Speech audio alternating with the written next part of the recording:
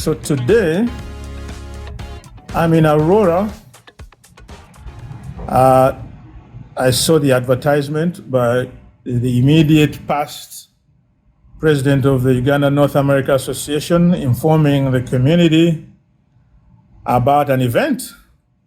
And that event is a collaboration between these two that are in front of me. One of them, some of you have seen at the UNA convention, is Cody Lawrence.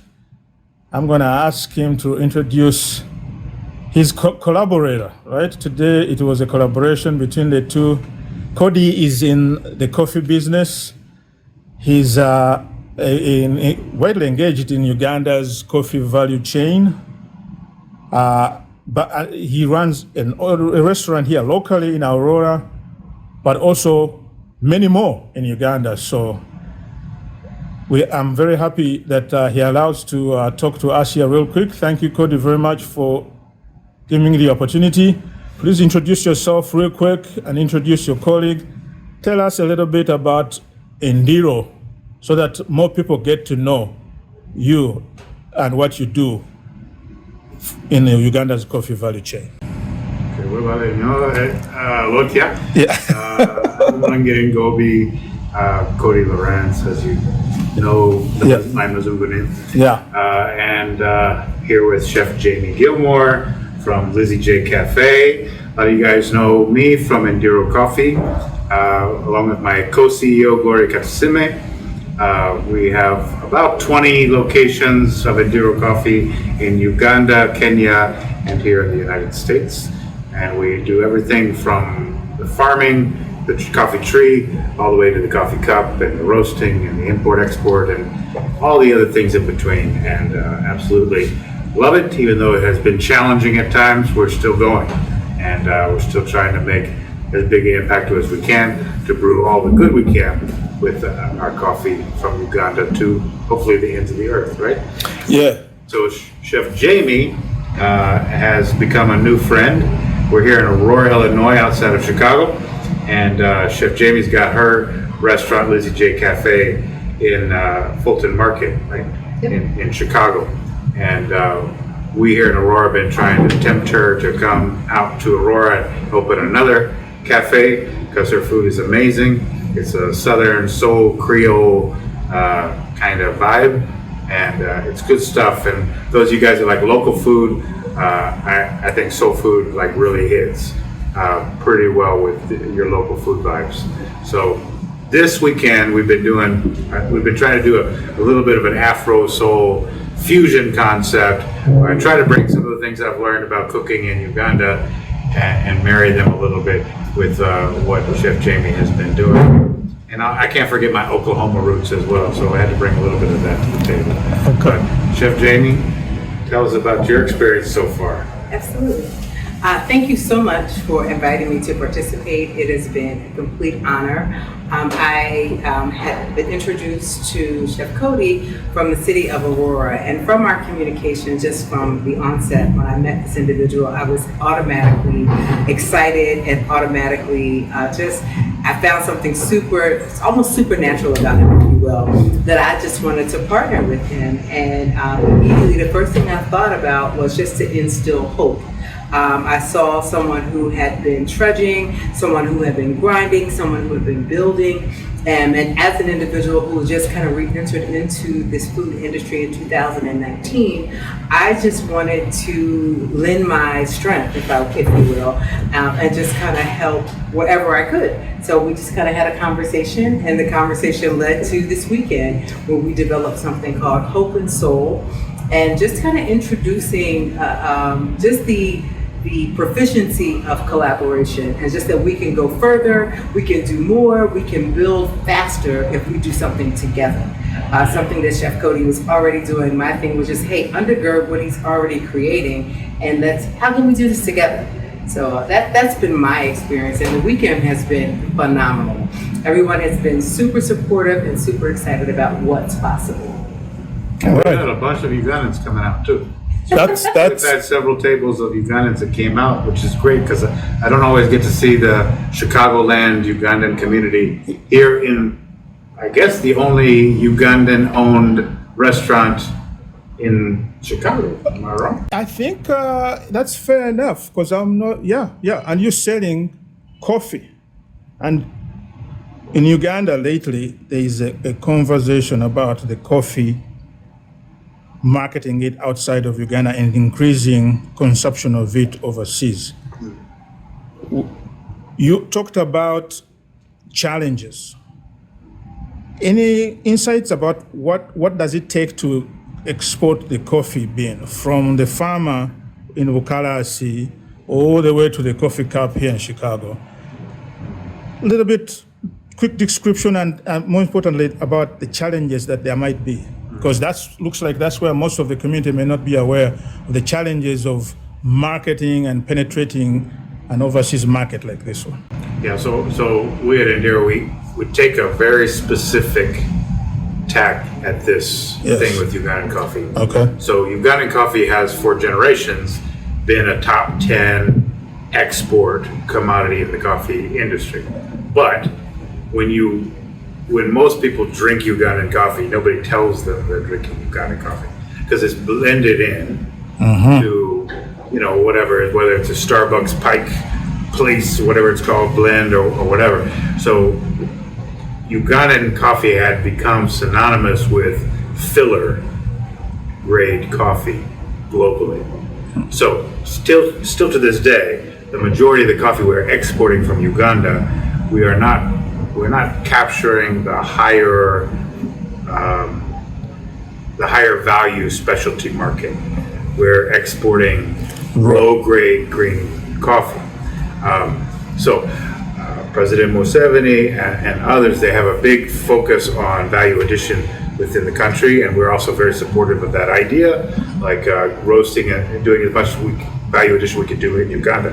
But the other thing we're very, very focused on is the specialty coffee market. So when you find Endiro's coffee on the shelf of a grocery store in the US, it's going to say in big letters, this is from Uganda. Uganda is going to have Bududa Bukalasi. It's going to tell you the district, it's going to tell you the village, so that you know. And then later when we come with a coffee, say from Rwenzori, it's going to tell you that village as well. And you'll be able to put those coffees side by side and realize, they don't taste the same. If you isolate village by village, there's very unique properties, very unique flavors. And when we can do that, we can start to enter into the market where Ethiopian coffee is. Because Ethiopian coffee, you're going to get a Sidamu, you're going to get a Yirgacheffe, you're going to get a Romo, and people know, these different regions, even though they've never seen it on a map. They know that this coffee tastes like this coffee tastes like that. And Uganda needs to become synonymous with that specialty great market. We could do the same thing with vanilla, we could do the same thing with cacao, we could do the same thing with so many products that are coming out of Uganda. And that's where my focus is. Okay. Yeah. Okay. And it's one of the things I evangelize great chefs like Chef Jamie and others that tell me about the products that are hard to get, that are really expensive in this U.S. market, because we can grow anything in Uganda, and we can grow it at high levels and get into that niche market where suddenly you got an 80% margin rather than like a 15% margin on an agricultural export. Got it. So that's what I'm excited about. Fantastic. Tell me about your motto. I know talking to you previously, what you do, you have a community impact idea behind it. You're trying to get more money into the pocket of that local farmer where you're getting the coffee from. What is your approach to this? How have you been approaching this? Yeah, so this is where we run up to those challenges as well. Yeah. The coffee industry is really designed to extract as much value as possible from the local agricultural community, right? And so historically, coffee farmers in Uganda, especially smallhold farmers, have been living in absolute poverty, less than $1 a day. So the community that we've focused on for several years is in Bukalasi, and we've been able to see families that perhaps lived on less than $100 of total income a year go to like $1,600 of annual income. Now, $1,600 doesn't sound like a lot from when you're sitting in Aurora, Illinois, But when you're in Bukawasi, suddenly I can buy a cow. Yeah. You know, I can pay school fees. Yeah. That cow is going to produce milk, which I'm going to sell. Yeah. I can put a beehive in my coffee farming area, and now I can sell honey. Yeah. You know, and these things start to multiply, and it has an exponential impact. Now, this gets challenging is our model is built on a fully integrated supply chain. So when COVID hit, you know, and the supply chain got so interrupted, you know, we really struggled. Okay. So, and I know a lot of you guys involved in trade, export, import, have felt the pinch as well. Yeah. And suddenly, there's a container shortage for like in 2021. It took us 6 months to get a container of coffee here instead of 4 weeks, 5 weeks, and that struggle, it was a big struggle for us. So we're in the middle of that now. We're working through it, and Chef, this event has been hope and soul. The hope for me was Chef Jamie telling me we can get through this. You know, we could bounce back. Yeah. And if the core is still solid, you know, this idea of instead of trying to extract value from the farmers, try to retain value in the community. And then when you get to the coffee shop level, creating jobs, creating futures for young people, whether it's in Aurora or Kololo or Nakasero or wherever we found ourselves. Right? So we're keeping that core, we're holding firm to it, and I'm being renewed this weekend that we're gonna come back. You're gonna come back. Make that comeback. Fantastic. And Chef, have you been to Uganda or Africa at all? Not yet. Actually, we just had a conversation. I said, sounds like a road trip. Not a road trip, but a field trip for sure. Yeah. I'm definitely intrigued. Okay, well, it'll be nice to have you down there and maybe open a branch. Who knows? I would love to. I would absolutely love to. Yeah. So many of you guys watching this, you know that I volunteer some of my time as a trade representative for Uganda to the U.S. And one of the themes that we've had in our team, Pasay, for this past year has been diaspora renaissance. So we've been looking and engaging the African American community in North America, especially.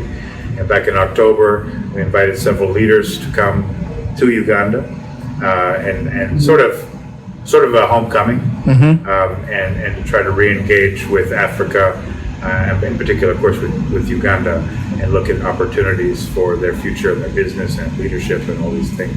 So Chef Jamie and I, we've had the conversations. Her chef that's up there that's been helping us out, we've been having those conversations. I think there's a really cool opportunity with especially the African American community in Chicagoland and the Ugandan diaspora community in Chicagoland and throughout North America to really form some new innovative partnerships and maybe make the world a little bit smaller.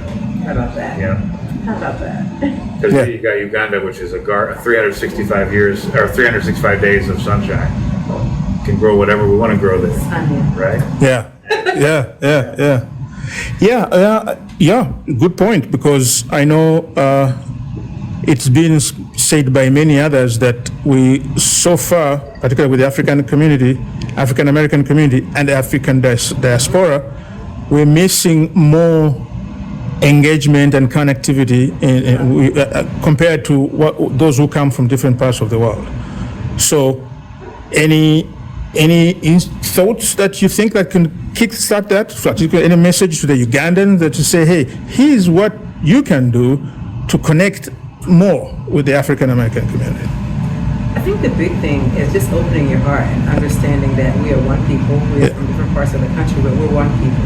Yeah. And it's important to recognize our differences, but at the same time embracing them. Okay. And I think that as being an American, much less an African American, to just discover more parts of Africa. So it's not just this foreign country that you've heard about, but something that you experience, and then it becomes infectious and contagious that you want to expel to your children, to your grandchildren, so that we can become just more so of one unit.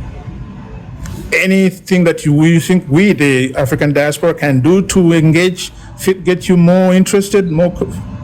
I think just the opportunities, just simply to, like you said, put our businesses in other places, just that exchange of really just supporting farmers, supporting that, buying local, that is the biggest deal. Understanding that it's important that we put our money in, because your dollar is what controls it. So we have to invest in each other, even if we don't understand, invest in each other in other countries so that you do have a working knowledge. That's part of just to get away with the ignorance of what you think something is, but learn and develop so that we can be a stronger unit together.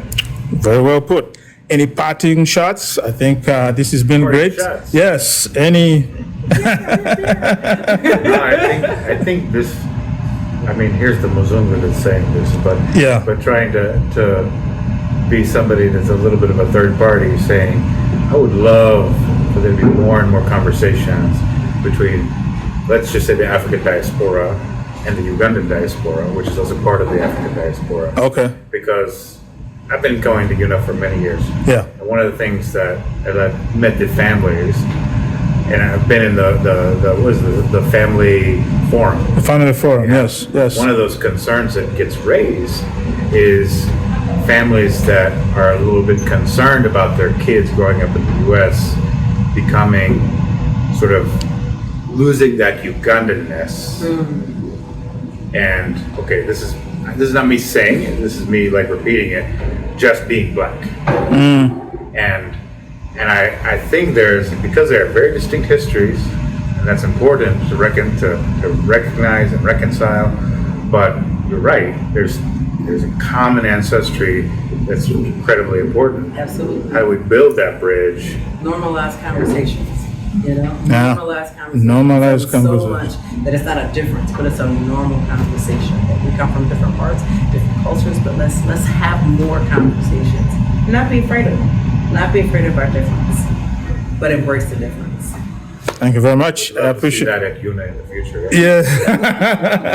Thank you for the opportunity. You're very welcome. You didn't give us the location for your restaurant, did So I? Lizzie J Cafe is located in Fulton Market. We are in Time Out. 916 West Fulton Market is where we're located in Chicagoland, and soon to be coming to Aurora. Okay, fantastic. Gotta go check that out. Gotta go check that out. All right. Absolutely. Thank you very much. Thank you both. you. Yep.